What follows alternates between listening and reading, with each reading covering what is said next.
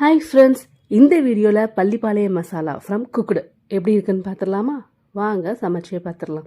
இதுக்கு ஃபஸ்ட்டு என்ன தேவைன்னா வெங்காயம், கருவேப்பிலை, தேங்காய் சில்லாக வெட்டி வைக்கணும். அதுக்கப்புறமாட்டி சிக்கன், நம்ம வந்து சிக்கனில் செய்யலாம், இல்லைனா பன்னீரில் செய்யலாம், இல்லை மஷ்ரூம்ஸில் செய்யலாம். இதில் வந்து இந்த மாதிரி 2 பேக்கெட்ஸ் இருந்தது. இது வந்துட்டு 1/2 kg அப்படின்னு அவங்க மென்ஷன் பண்ணியிருந்தாங்க.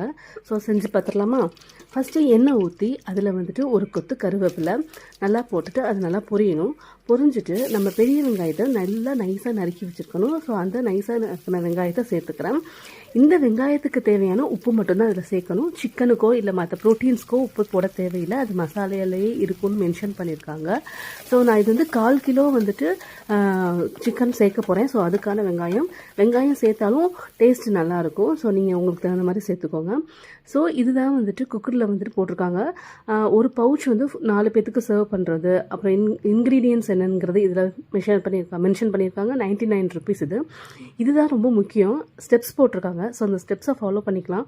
அப்படி இல்லைன்னா நம்ம அந்த ஸ்கேனர் ஒன்று இருந்துச்சு இல்லையா, அந்த ஸ்கேனரை வந்து ஸ்கேன் பண்ணோம்னா டேரெக்டாக அவங்களோட ரெசிபிக்கு போகுது. ஸோ வீடியோ இருக்குது, வீடியோ பார்த்து கூட நம்ம ஈஸியாக பண்ணிடலாம். அந்த வீடியோவில் வந்துட்டு 2 மினிட்ஸ்லேயே நல்லா வந்துட்டு சூப்பராக பண்ணியிருந்தாங்க.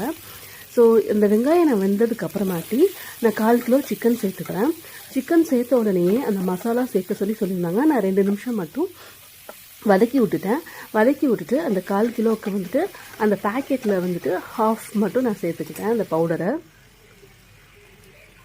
இதை வந்து இஞ்சி பூண்டு பேஸ்ட்டெல்லாம் நீங்கள் வந்துட்டு அரைச்சி சேர்க்கவே தேவையில்லை, அதில் வந்துட்டு மென்ஷன் பண்ணல. ஸோ அது போடாமலே இது வந்து நல்லா தான் இருந்தது. ஸோ பவுட்ரு போட்டுட்டு நல்லா வந்துட்டு அதை எல்லா இடத்துலையும் கோட் பண்ணுற மாதிரி வதக்கி விட்ருங்க. நான் வந்துட்டு கொஞ்சம் நேரம் வதக்கி விட்டுட்டு நம்ம சிக்கன் வந்துட்டு வேகிறதுக்கு எவ்வளோ தண்ணி வேணுமோ அந்த தண்ணியை மட்டும் ஊற்றி வேக வைக்கணும். நான் வந்துட்டு சிக்கனுங்கிறனால அதுக்கு தேவையான தண்ணி ஊற்றிக்கிட்டேன். நீங்கள் வந்து பன்னீர்லேயும் செய்யலாம், இல்லை மஷ்ரூமில் கூட செய்யலாம்.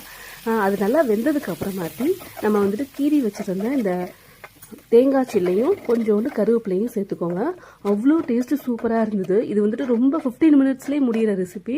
ஸோ ஹாஸ்டலில் வந்துட்டு சிம்பிளாக செய்கிறவங்கெல்லாம் வந்துட்டு இதில் நல்லா செய்யலாம். சூப்பராக இருந்தது. நீங்களும் ட்ரை பண்ணி பாருங்கள். வீடியோ பிடிச்சிருந்தா சப்ஸ்கிரைப் பண்ணிக்கோங்க. இன்னொரு வீடியோ பார்க்கலாம். பை.